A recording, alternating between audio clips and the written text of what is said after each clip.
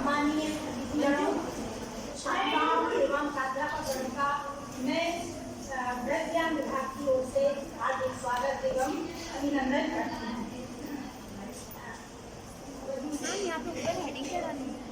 जैसा कि शायद आप लोगों को इस तरह से नहीं याद होगा कि इस सभा कक्ष में हम किस कार्यक्रम के लिए उपस्थित हुए हैं, तो छात्राओं को मैं बताना चाहती हूँ कि प्रतिवर्ष 1 अगस्त से लेकर के 7 अगस्त तक विश्व स्तनपान सप्ताह का आयोजन किया जाता है और इसी संदर्भ में आज हम सब यहाँ पर एकत्रित हुए हैं। आज का ये कार्यक्रम जो है रोटरी क्लब और गायनोकोलॉजिकल एसोसिएशन ऑफ इंडिया के संयुक्त तत्वावधान में गृह ज्ञान विभाग के सहयोग से आयोजित किया जा रहा है। यह कार्यक्रम इस कार्यक्रम में हमारी विषय विशेषज्ञ के रूप में डॉक्टर नीरजा पौराणिक यहाँ पर उपस्थित हुई है। मैं सर्वप्रथम हमारी विषय विशेषज्ञ के हार्दिक स्वागत के लिए गृह ज्ञान विभाग की विभागाध्यक्ष डॉक्टर ज्योति जसवानी मैडम से निवेदन करती हूँ कि वे हमारी विषय विशेषज्ञ का पुष्प गुच्छ द्वारा स्वागत करने का प्रयास करें।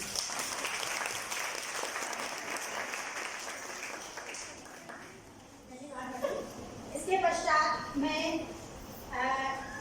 श्रीमती लालिमा तिवारी जो कि रोटरी क्लब की प्रेसिडेंट हैं, इनके स्वागत के लिए मैं गृह ज्ञान विभाग की प्राध्यापक डॉक्टर दीपाली शर्मा को आमंत्रित करती हूँ कि आप मैडम का पुष्पगुच्छ के द्वारा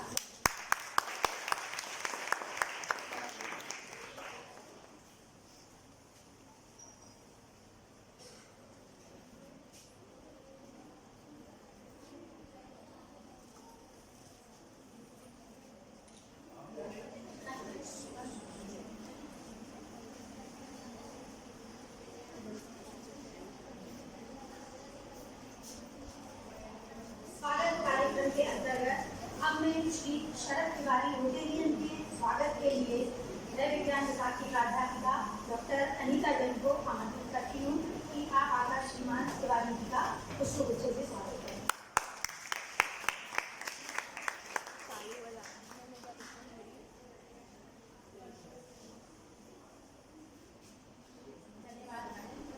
स्वागत कार्यक्रम के पश्चात अब इस कार्यक्रम में विषय विशेषज्ञ के रूप में उपस्थित हुई डॉक्टर नीरजा पौराणिक मैडम के परिचय को हम सबको बतलवाने के लिए मैं गृह ज्ञान विभाग के फूड एंड न्यूट्रिशन डिपार्टमेंट की प्राध्यापिका डॉक्टर प्रगति देसाई मैडम को आमंत्रित करती हूँ।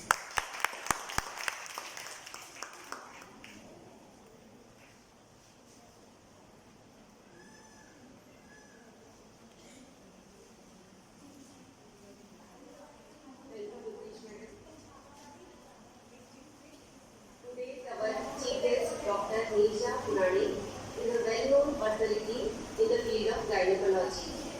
She is having more than 30 years of experience in managing high-risk pregnancies.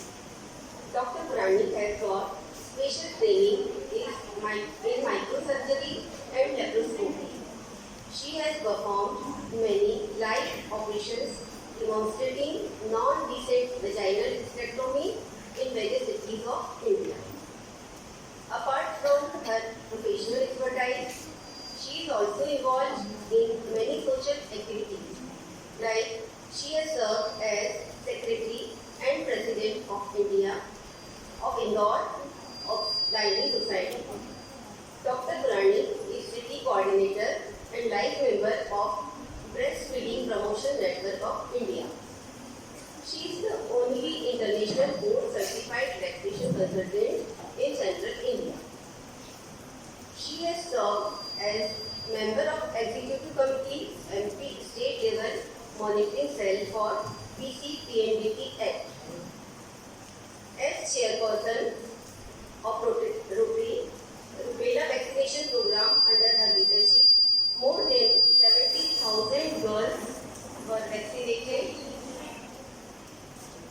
in different social organizations.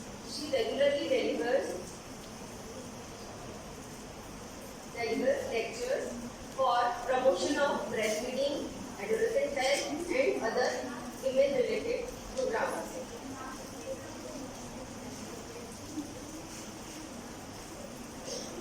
She has also received many awards. Some of them are Parshuram Award in 2012, Nari Shakti Award by Trishbhumi Foundation in 2018, Kamal Shakti Samman by BJP Mahila Mukti Morcha in 2018, Wonder Echo GSTN Award in 2019, National First Award winning video for breastfeeding promotion in 2020. So, we are really honored by presence of such a popular and dynamic personality in our program. Thank you.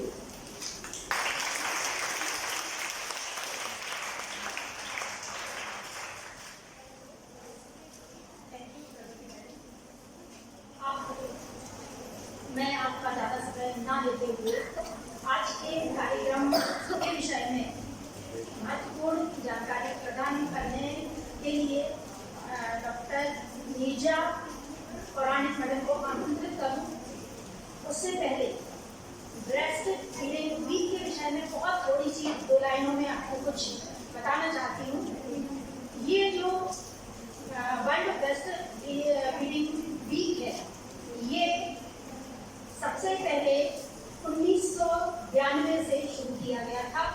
इसके पहले वर्ष 1990 में WHO और UNICEF के द्वारा breast feeding को समर्थन देने और प्रोत्साहन करने के लिए एक विश्व स्तरीय प्रस्ताव तैयार किया गया।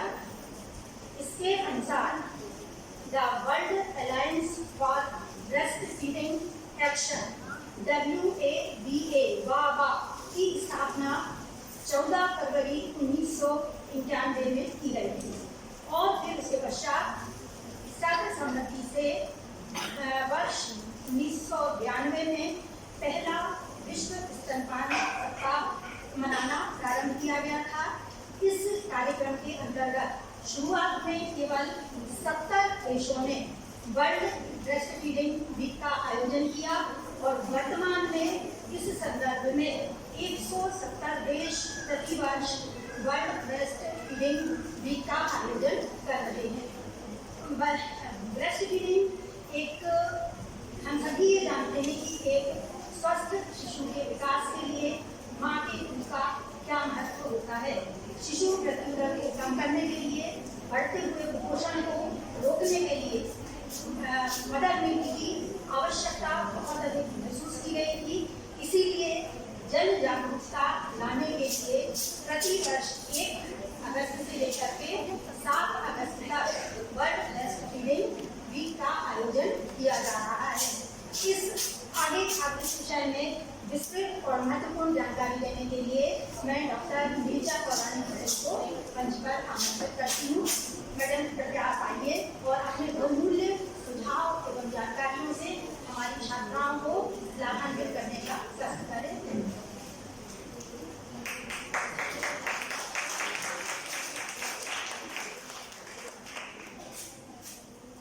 आप सभी को मेरा प्यार भरा नमस्कार बच्चों, और बहुत अच्छा लगा आपसे मिल के और अपन बातें भी करेंगे। पर सबसे पहले जैसे मैं मेरी बात चालू करूं उसके पहले मैं मेरी छोटी बहन पर यहाँ पे rotary club of Indore uptown की प्रेसिडेंट हैं, वो आए हैं लालिमा तिवारी जी, और उनके साथ मेरे छोटे भाई शरद भी आए हैं। तो मैं लालिमा जी को बोलूँगी कि वो 2 शब्द बोले। Thank you, Lisa ji. Good morning to one and all present here, all beautiful girls and the ladies sitting in front row, the teachers, the faculty. You people are the personality, you develop the personality of the girls, और जो हमारी भविष्य की नेताएं हैं और नागरिक हैं, उनका आप एक व्यक्तित्व विकास करती हैं। इसके लिए आप बहुत ही धन्यवाद की पात्र हैं और मेरा आभार है। और मैं स्वयं शिक्षा जगत से जुड़ी हुई हूँ, गत 30 वर्षों से स्कूल शिक्षा से जुड़ी हुई हूँ, और मैंने जोइग्राम स्कूल में PGT फिजिक्स में रही हूँ, प्लस प्रिंसिपल हूँ मैं इंडस बॉर्ड स्कूल की, और उसके पहले सेंधवा में भी प्रिंसिपल रही हूँ। लेकिन रोटरी से जुड़ करके हमें जो लगता है कि हम समाज में हमें बहुत कुछ मिलता है, तो हमारा भी दायित्व होता है कि हम समाज को कुछ दें। और हम कितना भी सोच रहे कि हम सामाजिक कार्य करेंगे, सामाजिक सेवा करेंगे, लेकिन जब हम काम अपने इतने व्यस्त हो जाते हैं कि हम अपना दायित्व निभा नहीं पाते।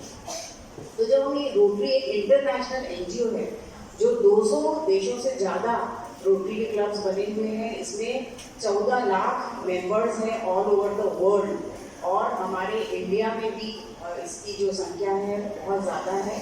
और पहले रोटरी में महिलाओं को इतना ज़्यादा महत्व नहीं दिया जाता था, लेकिन अब महिलाओं, उनको लगता है कि महिलाएं भी हर जगह कंधे से कंधा मिला के सेवाएं देती हैं, तो रोटरी में भी उन्होंने महिलाओं को अलाउ किया।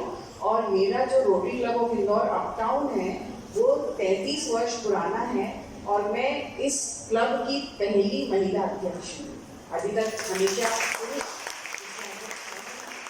और मैं पहली महिला अध्यक्ष हूँ जो इन सब कार्यों में उनका सहयोग दूंगी।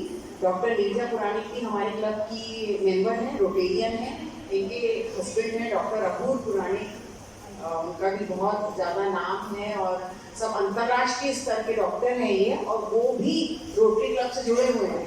आप सोचिए 24/7 उनको अपना कार्य, सेवा कार्य करते हैं, डॉक्टर हैं, उसके बावजूद भी वो हमारे एक कॉल पे उपस्थित हो जाते हैं समाज सेवा के लिए।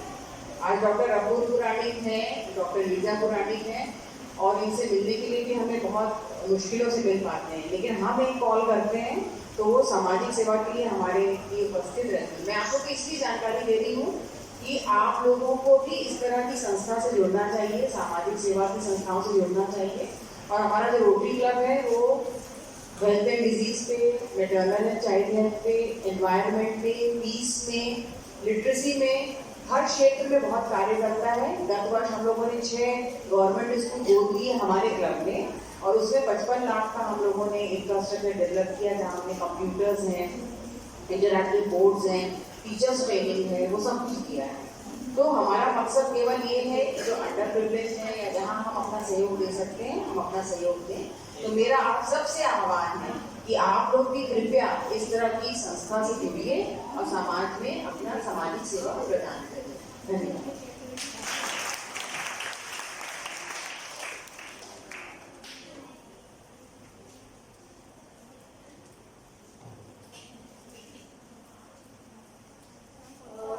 मेरी आवाज सबसे आखिरी में जो बच्चे बैठे हैं उनको आ रही है? ओके, पर तुम लोगों के पास वो क्वेश्चनेयर या कोई फॉर्म नहीं है? नहीं है ना? तो ये जो आगे जिन लोगों के पास फॉर्म्स हैं, कितने लोगों तक के पास फॉर्म्स हैं, जरा हाथ ऊंचा करना। तो इन लोगों के फॉर्म जो भर दिए हैं वो पीछे वालों को दे दो, तो वो तुम्हारे फॉर्म्स चेक करेंगे, तुमको नंबर देंगे, और जिनके सबसे ज्यादा नंबर आएंगे उनको रोटरी क्लब की तरफ से फर्स्ट सेकंड प्राइज हम लोग देंगे। जल्दी से अपने फॉर्म्स प्लीज मनीष जी आप जरा मदद कर दीजिए, पीछे उनके उनसे लेके सारे चेक्स करेंगे पीछे वाली लड़कियां। तो अभी मैं आंसर बताऊंगी, है ना?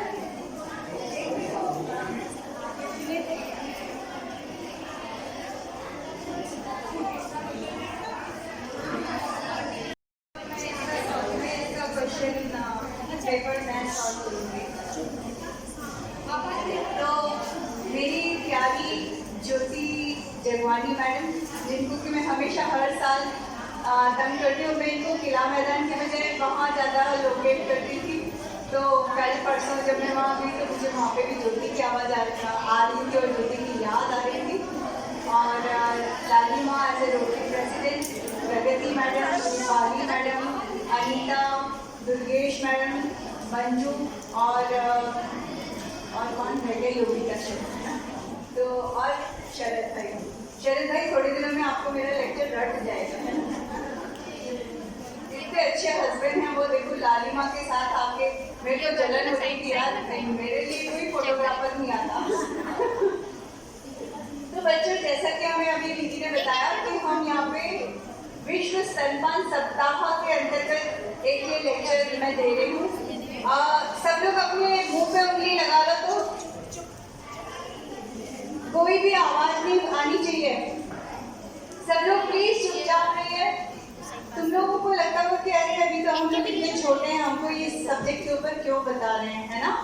पर तुम्हारी बड़ी सिस्टर या भाभी या आपके घर में कोई और आपकी चाची, छोटी चाची, जिनकी भी रिलेटिव हुई होगी, और या तुम जब बड़े होंगे, जब तुम्हारे बच्चे होंगे, तब तुमको ये याद आएगा कि अरे हाँ, एक मैडम कोई आई थी हरी साड़ी में, उन्होंने हमको ऐसा ऐसा बताया था।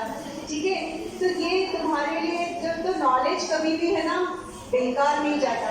इसलिए अगर अपन, कोई बात नहीं, अभी अपन बहुत कम उम्र के, मेरे ख्याल से आप लोगों की उम्र 18 साल होगी, है ना? कितना?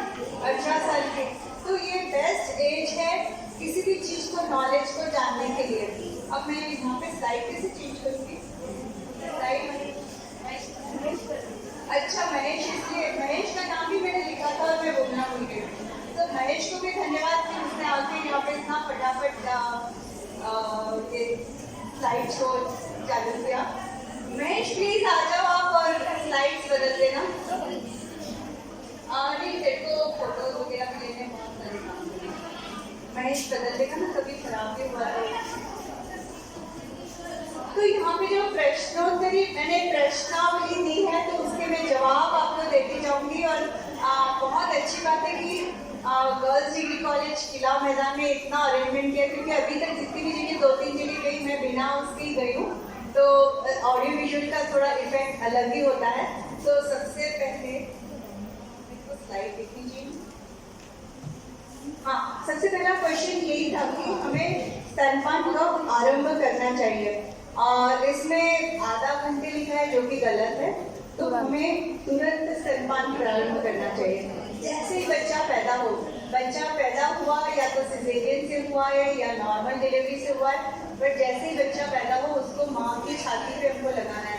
उसको ये नहीं बोलना, मतलब बच्चे को ये फोर्स नहीं कर रहे हैं हम कि उसको फटाफट दूध पिलाना है, पर छाती से लगाना या उसके पेट पे, ऊपर वाले पेट पे रखना बहुत जरूरी है, तो वो बच्चा मिले। तो एक छोटा सा मॉड्यूल है इसमें।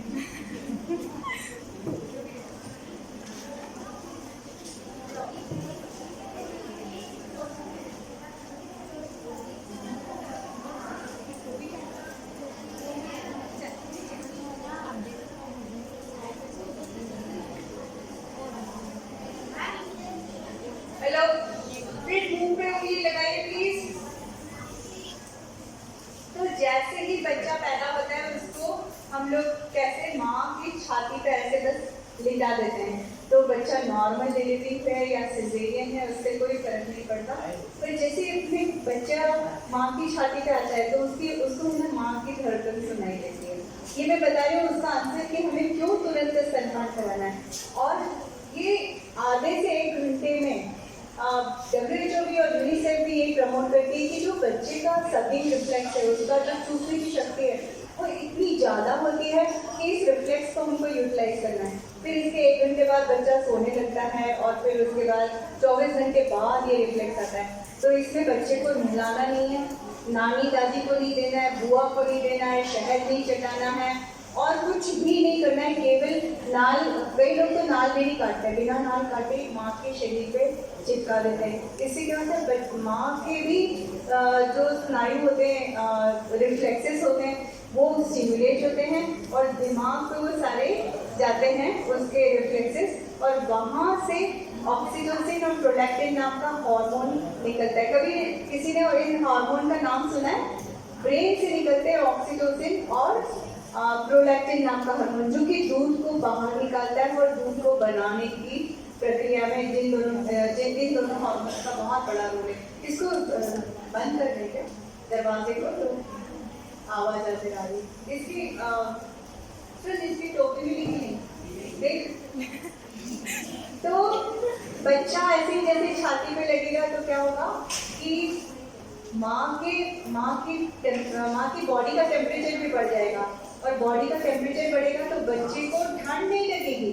हम बस जरा सा एक उसको नैपकिन, बड़ा सा एक टॉवल होता है, वो हम उसको उड़ा देते हैं, बच्चे को सिर पे थोड़ा सा कवर कर देते हैं, जिससे कि AC की उसको ठंड ना लगे। बट बाकी यहाँ पे उसको कोई कपड़ा नहीं होता, और माँ की छाती पे लगा दिया जाता है। ऐसे 20 से 30 मिनट तक इसको रखते हैं। कई लोग तो ब्रेस्ट क्रॉल कराते हैं, वो कुछ भी नहीं करते, बच्चे को यूँ रख देते हैं, बच्चा ब्रेस्ट की और निप्पल की डिस्चार्ज की जो सुगंध है उससे आगे वो आगे बढ़ता है और खुद माँ का जो स्तन है वो मुंह में ले लेता है, उसको ब्रेस्ट क्रॉल बोलते हैं। तो ठीक है, ये बहुत सारी चीज़ें हैं जो कि तुरंत स्तनपान के लिए जरूरी है। और एक और ये कि बच्चे जो तुरंत स्तनपान में क्या होता है कि छोटा सा मतलब कोलोस्ट्रम होता है, कोलोस्ट्रम का नाम तो सुना होगा आप लोगों ने, है ना? शुरू में आने वाला दो दिन तक 3 दिन तक आने वाला चीका जैसा दूध होता है, तो वो बच्चे के मुंह में जाता है तो वो जुलाब का काम करता है और बच्चे को बहुत जल्दी लैट्रिन आ जाती है, उसका पेट साफ हो जाता है। तो आने वाले दिनों में अगर बच्चे को जॉन्डिस, जो कि फिजियोलॉजिकल जॉन्डिस है, कई बच्चों को होता है 3 दिन के बाद, तो वो उसकी जो तीव्रता है वो कम हो जाती है। फिर उसके बाद बच्चे का वजन कम घटता है और ये बच्चे बहुत आगे जाके बहुत मतलब इंटेलिजेंट भी होते हैं और इनको बहुत बार इन्फेक्शन भी नहीं होता है, क्योंकि ये जो कोलोस्ट्रम है वो उसको हम कहते हैं गोल्डन लिक्विड। ये जो शुरू का 1 घंटा है उसको हम बोलते हैं गोल्डन आवर, और जो लिक्विड है उसको बोलते हैं गोल्डन लिक्विड। वो सचमुच का गोल्डन लिक्विड है, क्योंकि उसमें माँ अपना शरीर की इम्यूनोग्लोबुलिन और एंजाइम्स और पता नहीं क्या क्या उसको जो सारे प्रतिरोधात्मक शक्ति के जो तत्व होते हैं वो बच्चे को मिलते हैं। तो ये सारी चीजें हैं। फिर बच्चा अगर माँ के पास आ गया तो माँ को इतना दर्द हो रहा था अभी तक, तो 10 घंटे तक वो दर्द में थी, और जैसे ही उसको बच्चा मिलता है तो वो एकदम खुश हो जाती है ना, खुशी के हार्मोन्स निकलते हैं। तो माँ को जो ऑक्सीटोसिन निकलता है तो उसमें रक्तस्राव भी कम हो जाता है। बाद डिलीवरी के बाद जो रक्तस्राव होता है वो भी माँ का कम हो जाता है। फिर माँ इतनी खुश रहती है अपने बच्चे को निहारने में कि जो हम डॉक्टर्स लोग हैं जो टाँके लगाना है वो आराम से नीचे टाँके लगा रहे हैं। अगर नॉर्मल डिलीवरी है, सिजेरियन में भी उसको आराम से कुछ नहीं पता चलता और हम अपना ऑपरेशन और अपने टाँके लगा सकते हैं। तो कितने सारे मैंने आपको इसके फायदे बताए, 8-10 तो हो गए शायद। ठीक है, नेक्स्ट।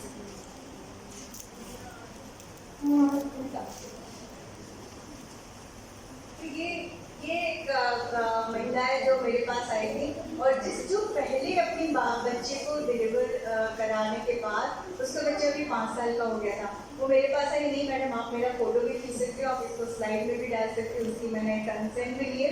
तो यहाँ ऑपरेशन हुआ है उसका और उसको मैं ब्रेस्ट फीडिंग करा रही हूँ, तो ये बहुत जरूरी है। और अब दूसरे बच्चे में उसने बहुत अच्छे से अपना फीडिंग कराया।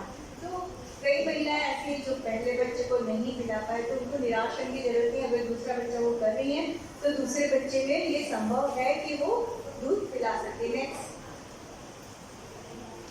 ये एडवांटेजेस है जो कि मेरे को रटे हुए थे और मैंने पहले ही आपको बता दिए। Next, skin to skin contact भी मैंने बताया कि जैसे ही बच्चा पैदा होता है माँ की छाती पे बच्चे को ऐसा उल्टा लगाना है और उसको दोनों को कपूर जैसा कवर कर देना है। जरा साइड का बस टॉवल दिया तो माँ की छाती की जो गर्मी है वो बच्चे को मिलेगी। और एक और एडवांटेज, जब बच्चा अंदर था तो किसकी धड़कन सुनता था? माँ की धड़कन सुनता था। अब वो वापस ऐसे ही जैसे ऊपर आया तो उसको किसकी धड़कन सुनाई देगी? माँ की। तो वो बहुत सेफ महसूस करेगा कि अरे ये मेरी माँ की धड़कन है ना। Next,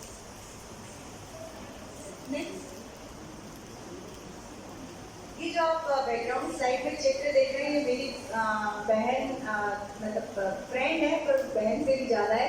doctor madam Amita Panchal, शायद आपने नाम सुना, वो बालेंगन के लिए वो आर्ट की टीचर हैं और उन्होंने मेरे लिए फटाफट बैठ के एक दिन वर्ल्ड ब्रेस्ट फीडिंग वीक पे मैं कुछ किताब का विमोचन था, उन्होंने मतलब 15-20 मिनट में ये सारे स्केचेस मदर एंड चाइल्ड पे मेरे लिए बनाए।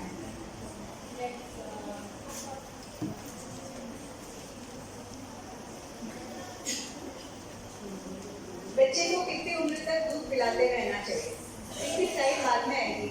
तो इसमें लिखा है साल भर। साल भर गलत है, मेरे को वो देना पेन था ना, मैं इसका राइट और रॉन्ग कर देती हूँ, सॉरी। तो ये भी गलत है, तो हमें साल भर इसमें साल भर लिखा है। WHO का रिकमेंडेशन कि 2 साल और 2 साल के बाद भी आप 3-4 साल तक भी जितना जब तक बच्चा मांगे तब तक देना है। तो हमें कोई भी चुकंदर नहीं लगाना है, करेले का रस नहीं लगाना है, बच्चे को डराना नहीं है कि देख माँ को घाव हो गया है, तू मत पिला, और ऐसे करके हम लोग बच्चे का छुड़ा देते हैं दूध, जो कि बहुत गलत है। कोरोना काल में भी कई बार क्या हुआ कि 1.5 साल के बच्चों को, 1 साल के बच्चों को दूध छुड़ा दिया गया, जो कि गलत था। माँ अगर खुद माँ के पास इतनी इम्यूनिटी है, हमें हमेशा जैसे कोरोना में भी अपने को टीके लग गए, तो टीके के बाद हमारी इम्यूनिटी आई, और बच्चों को तो उस समय टीके लगे ही नहीं थे। तो मैं बार बार बोलती थी कि तुम अपना टीके की जो शक्ति है वो बच्चों को दोगी, तो आप लोग मत उसको दूध को छुड़ाओ। तो 2 साल के बाद भी बच्चे को दूध पिलाया जा सकता है, और इसमें कोई शर्म की बात नहीं। अरे इतना बड़ा हो गया, अरे इतनी बड़ी हो गई, किसी तरह दूध पी रही, तो ठीक है, क्या है, माँ का दूध ही तो पी रही है ना। तो 2 साल से ज़्यादा वर्ष तक हम उसको बच्चे को दूध पिला सकते हैं। जन्म के बाद बच्चे को क्या देना चाहिए? हाँ, पीछे वाले सब लोग करेक्ट कर रहे हैं ना, है ना, करेक्ट कर लिया। देखो, तुरंत स्तनपान जिसने लिखा है वो राइट है। फिर आरंभिक ये पिलाना चाहिए, इसमें हाँ लिखना है। तीसरे में हमने को लिखना है कि 3 या 5 साल तक भी पिलाया जा सकता है। फिर जन्म के बाद क्या देना चाहिए? उबला पानी, उपरोक्त कुछ नहीं, उसका आंसर है उपरोक्त कुछ नहीं। रेडियो में, टीवी में सब जगह बताते हैं कि 6 महीने तक एक्सक्लूसिव ब्रेस्ट फीडिंग कराना है, बच्चे को कुछ भी नहीं देना है, ग्राइट वाटर नहीं देना है, उबला पानी नहीं देना है, चाय नहीं देना है, कुछ भी नहीं देना है। हाँ, 6 महीने तक। और 5 जन्म घुट्टी और ड्राई वाटर बच्चे के स्वास्थ्य के लिए अच्छा है, तो इसमें हाँ लिखा है, जो कि गलत है। ये ग्राइट वाटर और ये सब बकवास है, सब एडवर्टीजमेंट करते हैं और पैसा कमाते हैं। 6 महीने तक क्या, उसके बाद में भी जिस बच्चे ने अगर ब्रेस्ट फीडिंग करा है 6 महीने तक, उसको कोई बीमारी नहीं होती, उसको ग्राइट वाटर की जरूरत ही नहीं होती है। तो और ग्राइट वाटर से और बीमारियां होती है, उसको कोई ज़रूरत नहीं है ग्राइट वाटर देने की। बिल्कुल समय से हर 2 घंटे में दूध पिलाना चाहिए। बेटा तुम अपने मन से कर सकते हो स्लाइड? हाँ, करेंगे ना, चल ठीक है। हर बार बिल्कुल समय से हर 2 घंटे में दूध पिलाना चाहिए। आप लोगों ने जिन्हें आंसर भरे बताओ, हाँ है कि सत्य है कि गलत है? एकदम गलत। जब बच्चा मांगे तब देना है। आप कोई टाइम टेबल नहीं बना सकते कि अरे 2 घंटे हो गए, चल अब ले दूध। कोई मैकेनिकली ये काम नहीं है। अगर 15 मिनट में उसको प्यास लग रही है तो प्यास में आप पानी भी आप हो, है ना, और अगर उसको सौंफ खानी है तो सौंफ भी आप हो, हर चीज़ आप हो। तो बच्चा जब मांगे तब उसको अपनी छाती से लगा के दूध पिलाना चाहिए। फिर 8वां प्रश्न है, नहीं 7वां है, हर बार मांगने पर डिमांड फीडिंग देना है बच्चे को, इसका सही है कि गलत है? ये सही है ना। तो समय से नहीं पिलाना है, हमें समय देके नहीं पिलाना है, हमें उसकी मांग देख के पिलाना है। फिर माँ को आराम देने के लिए बच्चे को अलग सुलाना जरूरी है? बिल्कुल नहीं। माँ को बच्चे को एक ही बिस्तर में सुलाना है, ठीक है। माँ जैसे सो रही है तो उसी के पास चिपका के सुलाना है, जिससे कि बच्चा जरा सा भी हिलेगा तो उसको माँ को पता चल जाएगा कि अरे इसका टाइम हो गया। नहीं तो अगर झूले में भी, नहीं तो कई लोगों के आप बहुत सुंदर सुंदर झूले खरीदे जाते हैं कि अरे झूले में, तो आजकल में बोलते झूले में थोड़ा खोदड़ा सुखा दो, सब कर दो, पर झूले में बच्चे को मत डालो। तो झूले की जरूरत नहीं है। माँ को उसके बिस्तर में बच्चे को माँ के बिस्तर में सुलाना जरूरी, कि जैसे फ्यूज उसको मालूम पड़ जाते हैं कि जरा भी हिलना डुलना होगा बच्चे का तो वो उसको दूध पिलाना चालू कर देगी। उसको बताना नहीं पड़ेगा कि अरे मेरा बच्चा मुझे लाते दो, या फिर उससे उठते नहीं बन रहा, तो है ना, ठीक है। फिर माँ के लिए जरूरी है कि हो गया सिजेरियन अगर बच्चा हो तो उसको कब देना चाहिए? सिजेरियन में बच्चे को कब दूध पिलाना चाहिए? माँ होश में आए 2-3 दिन बाद तुरंत? अरे यार इतनी सारी रामायण बताई है ना। तो अभी वो बताया था ना उसका फोटो कि उसका सिजेरियन से बच्चा हुआ, फिर भी उसको तुरंत स्तनपान करना है तो तुरंत कराना है, ठीक है। फिर बच्चे को पर्याप्त मात्रा में दूध मिल रहा है नहीं, इसका सही इंडिकेशन क्या होता है कि अगर बच्चा 5 या 6 बार पेशाब कर रहा है तो बहुत अच्छा दूध मिल रहा है। डिमांड और सप्लाई है, अगर मुंह में उसको जा रहा है तो वो सप्लाई देता जा रहा है, रसीद देता जा रहा है कि हाँ मुझे माल मिल गया, ठीक है। और अगर शुरू के 1-2 दिन में बच्चा कम पेशाब करता है पर वो हरे रंग की काले रंग की टट्टी ज़्यादा करता है तो वो भी अच्छा है, पर बाद में और उसको गिरना है। अगर आपको, अगर बच्चा रो रहा है तो इसका मतलब है कि माँ को कम दूध आ रहा है? नहीं। अगर बच्चा गीला हो गया तो भी रोएगा, मच्छर ने काटा तो भी रोएगा, उसको माँ से चिपकना है तो भी रोएगा, और बच्चा अगर क्रैंकी है, उसको रोने की आदत है तो भी रोएगा। तो ऐसा नहीं है। तो क्या होता है, नानी दादी एकदम से वो हो जाती है कि अरे ये बच्चा रो रहा है, तेरे को कम दूध आ रहा है, चल तू दूध पिला, चल अपन बाद में तू पिला देना, अभी तो तू अपन ऊपर का दूध दे के इसको चुप कर देते हैं। तो वो चीज गलत है। ये बच्चे तुमको सुनाई दे रहे, समझ में आ रहा है क्या? है ना? तो बिल्कुल कान खुले रखो और मुंह बंद रखो। सब लोग अपने मुंह पे ताला लगाओ। कि मैंने और भी किसी ने ये बात की। बच्चे को दूध पिलाने से पहले स्तन साफ करना चाहिए या नहीं? बताइए कौन, आंसर क्या है? गलत। क्या स्तन साफ करना चाहिए? नहीं। कोई ऐसा बोल रहा है कि नहीं करना चाहिए? अरे वाह, चला इधर अगर तुम्हारा आ गया, इसका सही आंसर है। आजा बेटा, तुमने जो हाथ पूछा किया। अरे यार अपन है ना टॉफीज वगैरह लाते हैं ना, पेन तो इसी को ही दे देते। तो बच्चे को जब अपन दूध पिलाते हैं तो स्तन साफ करने की जरूरत नहीं है। आप है ना यहाँ पे अपने गाल पे देखना, कभी जैसे तेलीय पदार्थ होता है, वो क्या होता है, उससे अपनी स्किन प्रोटेक्ट होती है। अपन घिस के अगर पूरा साफ करें, अपना जो स्किन है वो एक्सपोज हो जाती है बैक्टीरिया को, है ना। और अगर माँ का स्तन अगर आप बार बार साफ करोगे तो पूरा, हाँ इसको क्या नाम है बेटा? नीमा चौहान। और तुमको कैसे पता कि नहीं करना चाहिए स्तन साफ?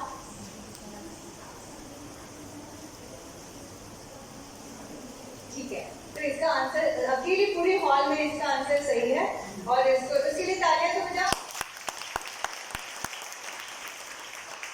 कम से कम ये वाली चीज आपको हमेशा याद रहेगी जिंदगी भर कि कोई स्तन साफ करने की जरूरत नहीं है। और अगर अपन 24 घंटे में रोज नहा रहे हैं तो आपके स्तन वैसे ही साफ है ना। अगर आप ज्यादा बार बार स्तन साफ करोगे तो आपके निपल्स में क्रैक आ जाता है, और क्रैक आएगा फिर उसके बाद फोड़ा भी बन सकता है, और बहुत सारी चीजें। तो ये जो तेलीय पदार्थ है वो अपने ब्रेस्ट को, अपने निप्पल को, अपने एरेला को प्रोटेक्ट करता है। इसलिए बार बार कोई स्तन साफ करने की जरूरत नहीं, आप आराम से दूध पिला सकते हैं। किसी को बीच में कुछ पूछना भी हो तो भी पूछ सकते हैं ना। अच्छा, बच्चे को नहलाना चाहिए, तुरंत नहलाना चाहिए जैसे बच्चा पैदा हो? वाह, ये तो आप कह सकते हो।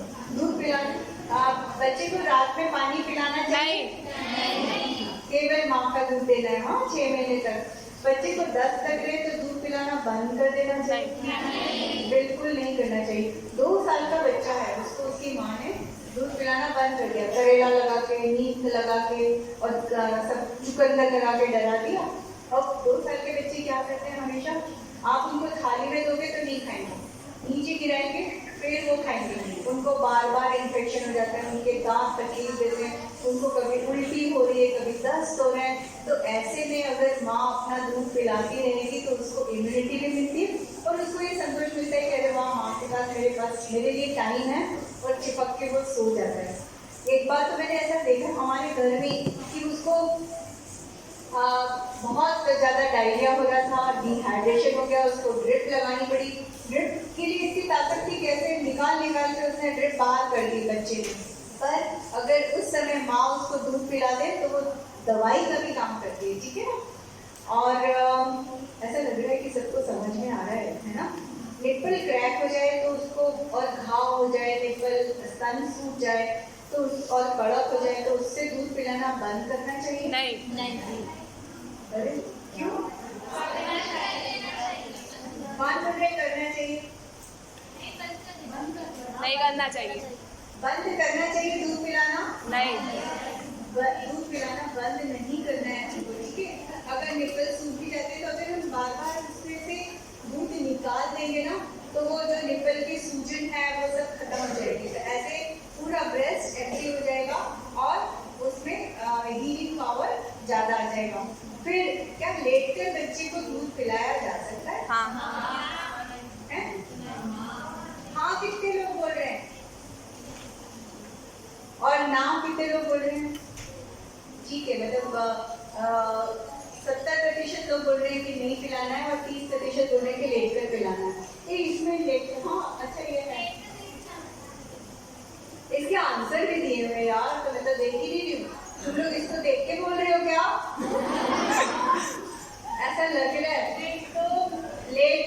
पिलाया जा सकता है, यस मैम। है ना। अगर माँ बैठ कर दूध पिला रही है तो बच्चा कैसे, ऐसा है ना। और अगर लेट कर दूध पिला रही है तो बच्चे की पोजीशन कैसी है, ऐसी है। तो इसमें कोई फर्क नहीं पड़ता और बच्चे के कान में दूध जाने का कोई कुछ फर्क नहीं पड़ता। अगर पानी जाएगा तो गलत है, क्योंकि वो पानी ज़्यादा इन्फेक्टेड रहता है ना। तो और 5-6 दिन तक जब तक बच्चे की नाल नहीं निकल जाती, नाल पता है ना जहाँ हाँ। बच्चे को न्यूट्रिशन मिलता है, तो जब तक नाल नहीं निकल जाती है तब तक बच्चे को नहलाने की भी जरूरत नहीं है। तो न केवल इमीडिएटली नहलाना है, पर नहीं नहलाना है, पर 5-6 दिन तक नहलाने की जरूरत नहीं है। स्पंजिंग कर दो और बस, ठीक है। और काजल भी मत लगाओ, पाउडर भी मत लगाओ, कुछ भी नहीं लगाने की जरूरत है।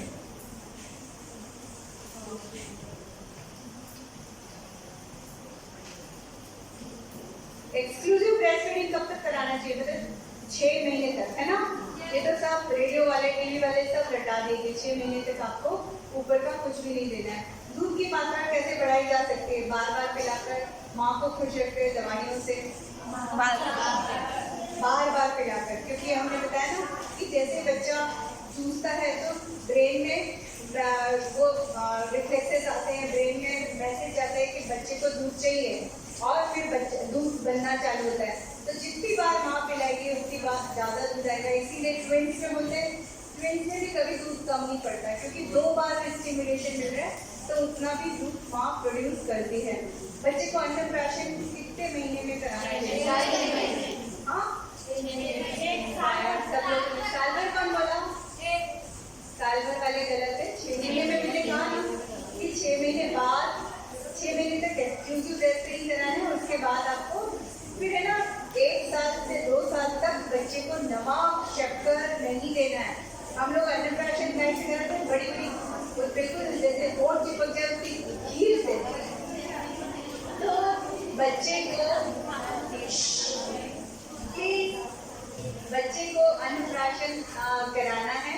और अन्नप्राशन के बाद भी जैसे हम लोग बोलते हैं ना, तो दाल का पानी, चावल का पानी, ऐसा पानी भी देना है, पर इतना सॉलिड होना चाहिए कि आप चम्मच से गिराओ तो गाढ़ी बूंद भूल जाए, इतना गाढ़ा उसको देना है। नहीं तो क्या, अन्नप्राशन के बाद लोग है ना पानी पानी देना चालू कर देते हैं, जो कि गलत है ना। फिर बाजार में मिलने वाले डिब्बेबंद दूध बच्चे के अच्छे के लिए होते हैं। हम लोग कौन सा डिब्बेबंद खाना खाते हैं, पदार्थ हम लोग नहीं खाते ना। आप लोग सब न्यूट्रिशन वाले हो ना, कॉमर्स वाले, अच्छा, कॉमर्स वाले को भी समझ में तो बहुत अच्छे से आ रहा है। फिर आरंभिक 1 सप्ताह में जब दूध कम आता है तब बच्चे को क्या देना है? बूंद बूंद होता हुआ आता हुआ माँ का दूध देना है ना। तब भी हमें उसको पाउडर वाला दूध या ऊपर का दूध, गाय भैंस का दूध नहीं देना है। फिर एक स्तनपान कराते समय भोजन में परहेज रखना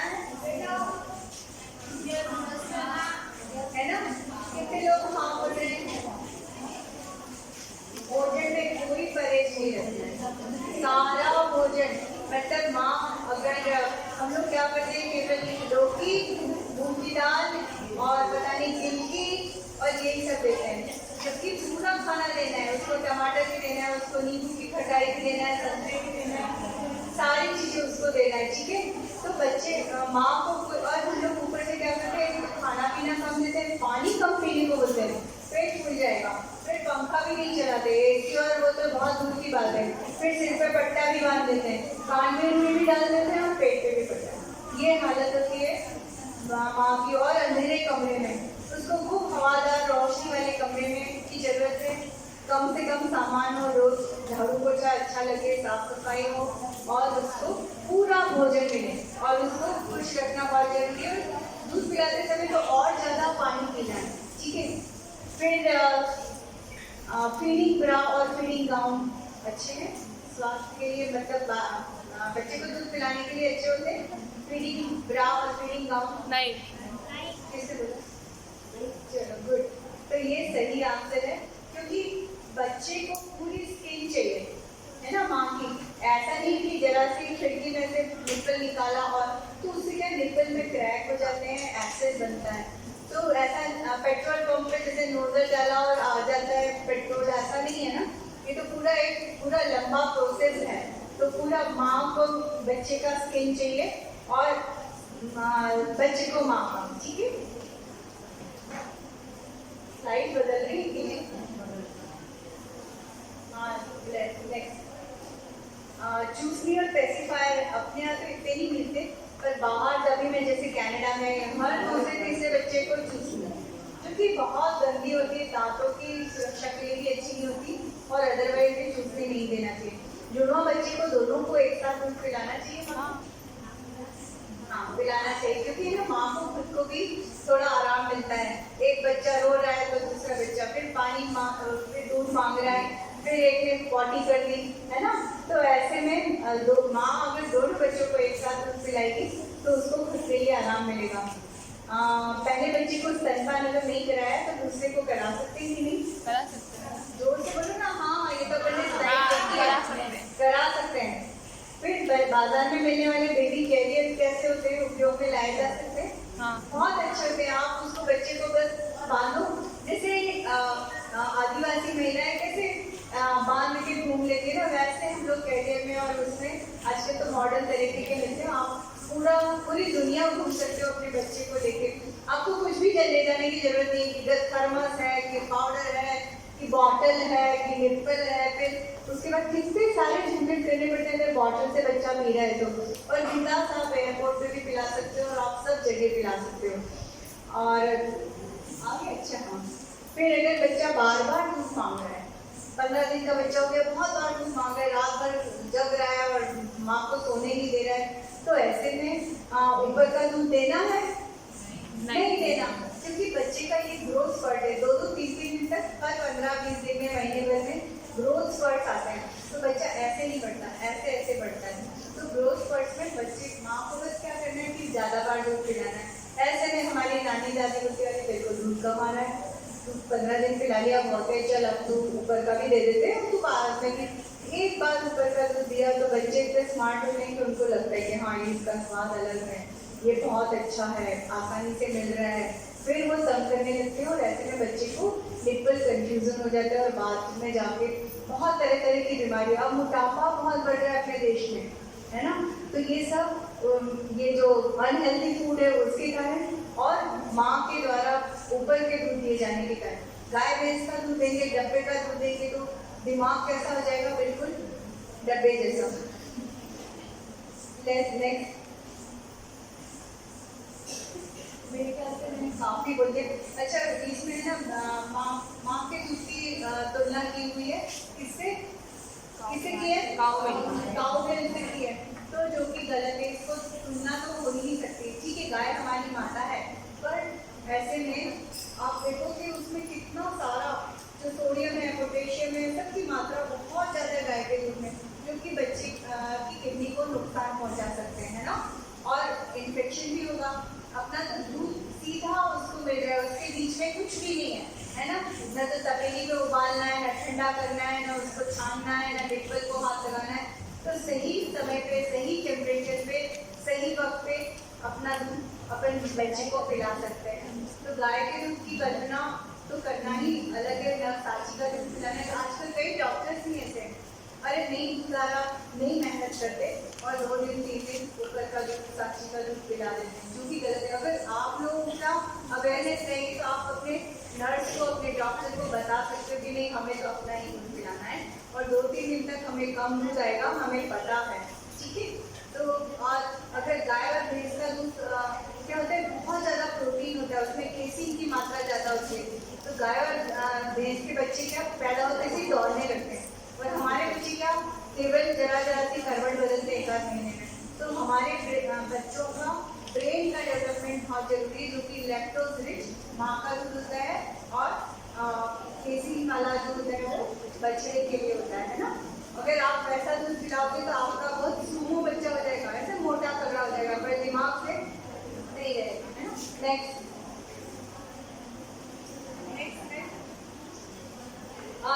आगे मैंने बता दिया कि इन्फेक्शन से प्रोटेक्ट करना है। आगे अभी ना कई महिलाएं होती है जो बहुत जागरूक होती है, कहने वाला दिन कि ठीक है हमने दूध तो पिला दिया, पर हमारा क्या फायदा हुआ, आपको बताते आना चाहिए कि है ना, कैंसर, ब्रेस्ट कैंसर की संभावनाएं माओ में कम रहती है, ओवरी के कैंसर की संभावना कम रहती है।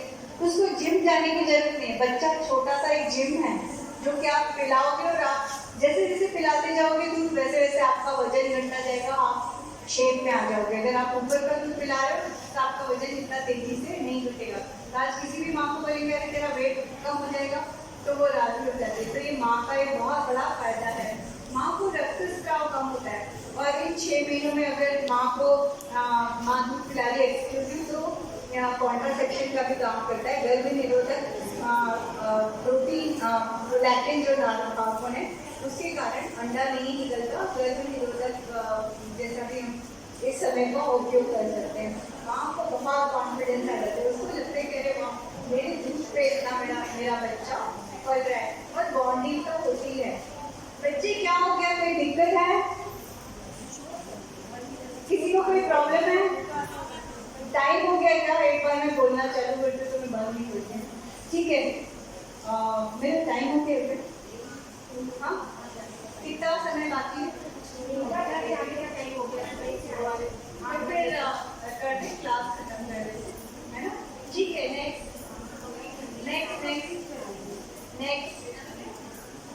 एक बार कम से कम अपने स्तन की जांच डॉक्टर के द्वारा जरूर करवाइए, क्योंकि अगर आपको कोई दिक्कत है तो वो डॉक्टर अभी डिलीवरी के पहले ही आपको बता देते हैं। और न केवल स्तन की जांच में वेंटिलेटर क्लास होती है, हम अभी शनिवार को हमारी क्लिनिक में लेने जा रहे हैं 11 से।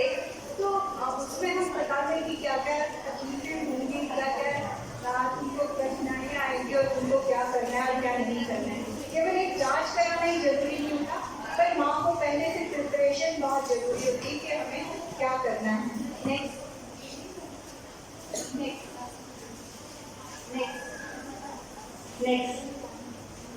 ध्यान देते हैं। ये तो खाने पीने की थोड़ी बहुत चीजें हैं जो कि अपन बाद में बात कर सकते हैं। ये ना इंदौरी पोहा है, तो उसमें ना कोई न्यूट्रिशन नहीं होता।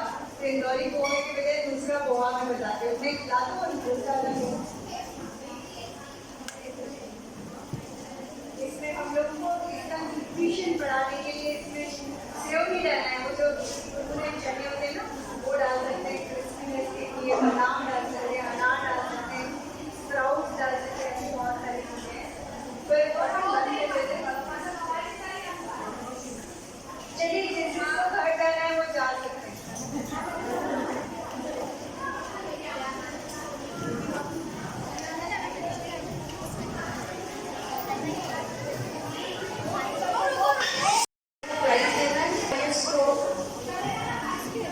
Who has got the highest score? What is the score? Anybody has got more than 30 marks से ज़्यादा मिला है किसी को? नहीं। 25 से ज़्यादा मिला है किसी को? नहीं। 20 से ज़्यादा किसी को मार्क्स मिले? नहीं। तो प्राइस तो 20 से भी ज़्यादा नहीं है।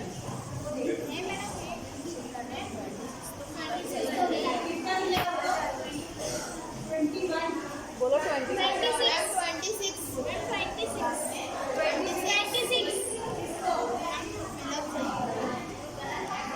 जाओ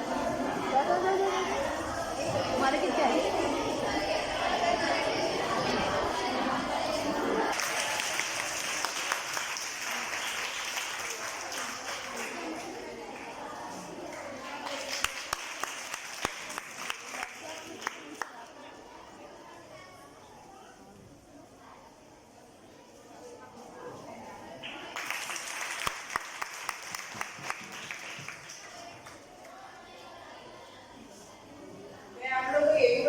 रोटरी का एक लेडीज विंग होता है इनर व्हील का। तो ज्योति जटवानी जी इनर व्हील की पास्ट प्रेसिडेंट रह चुकी है।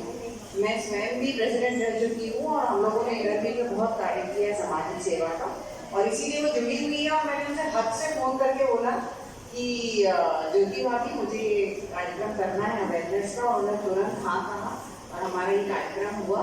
तो सेवा किसी भी भाव से करी जाए, कैसे भी करी जाए, कहीं भी रहकर किया जाए, वो सेवा ही।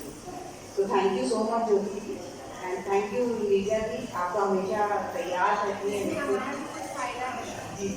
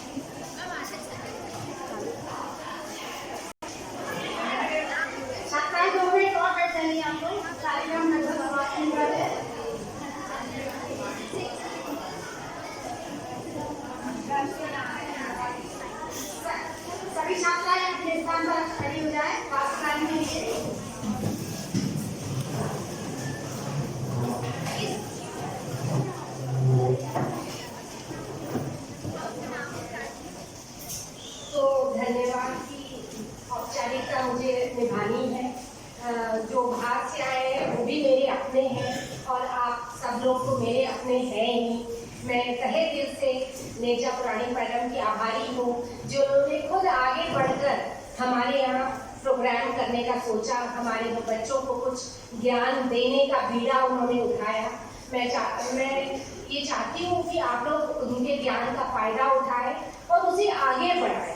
आज कम से कम 100 बच्चे यहाँ उपस्थित थे, तो 100 लोगों को उन्होंने ज्ञान दिया है, और ये 100 बच्चे यदि 10-10 बच्चों को भी आगे बढ़ा देंगे तो ये श्रृंखला आगे बढ़ती रहेगी, ऐसा मैं चाहती हूँ। और ये सारा आपके नॉर्मल जीवन से रिलेटेड है, एक बहुत बड़ा काम है। विश्व स्तनपान सप्ताह इसको कहा जाता है। पूरा विश्व हर वर्ष 1 से 7 के बीच में कार्यक्रम आयोजित करता है, क्योंकि हम चाहते हैं कि आज हमारी महिलाएं सुरक्षित हो, हमारे बच्चे, हमारी नई पीढ़ी जो बन रही है वो एक नेचुरल इम्यूनाइजेशन के साथ अपना जीवन शुरुआत करे। तो इसके लिए ये बहुत ही पुनीत कार्य है। एक अमृत तुल्य माँ के दूध के लिए हमें इतना सबको जागरूकता पैदा करने के लिए आप लोग आए, और बहुत शांति से आपने इस कार्यक्रम को पूरे तौर पर अटेंड किया। थोड़ा बहुत छोड़ किया है, पर हाँ फिर भी आप हमारे साथ बने रहे, तो मैं तहे दिल से आपकी आभारी हूँ कि आप ऐसे कार्यक्रम कभी भी हम करते हैं तो आप हमारे कार्यक्रमों में आए, हमारे कार्यक्रमों की शोभा बढ़ाएं। मैं आभारी हूँ डॉक्टर लालिमा तिवारी की, जिन्होंने मेरे से भी पहले आकर मुझे भी मात दे दी आज, और इस कार्यक्रम की शिरकत की। आप लोगों के लिए प्रेरणा स्रोत है, और ऐसे कार्यक्रमों को वो तवज्जो देती हैं। और आप हमारे कॉलेज के लिए भी यदि हमें कुछ लगेगा तो हमारे कॉलेज के लिए भी कुछ कर सकती हैं, ऐसा मेरे मन में आता है। तो मैं बहुत बहुत आभारी हूँ। मैं शरद तिवारी जी की भी बहुत ज़्यादा आभारी हूँ, जिन्होंने मैडम को हमारे पास लाए और पूरी तरह से पूरा सहयोग दिया इस कार्यक्रम के अंदर। मैं पूरे विभाग के सदस्यों की भी आभारी हूँ, जिनके सहयोग के बिना ये कार्यक्रम संभव नहीं हो पाता है। महेश की भी मैं आभारी हूँ। योगिता जो मेरे विभाग से नहीं है, NSS विभाग से है, और उसने भी इस कार्यक्रम में आकर अपनी सहभागिता की। मैं सभी की तहे दिल से धन्यवाद करती हूँ कि इस तरह के आयोजनों में आप भी लाभान्वित होंगे, हम भी होंगे, और आप ज़रूर आए। बहुत बहुत धन्यवाद।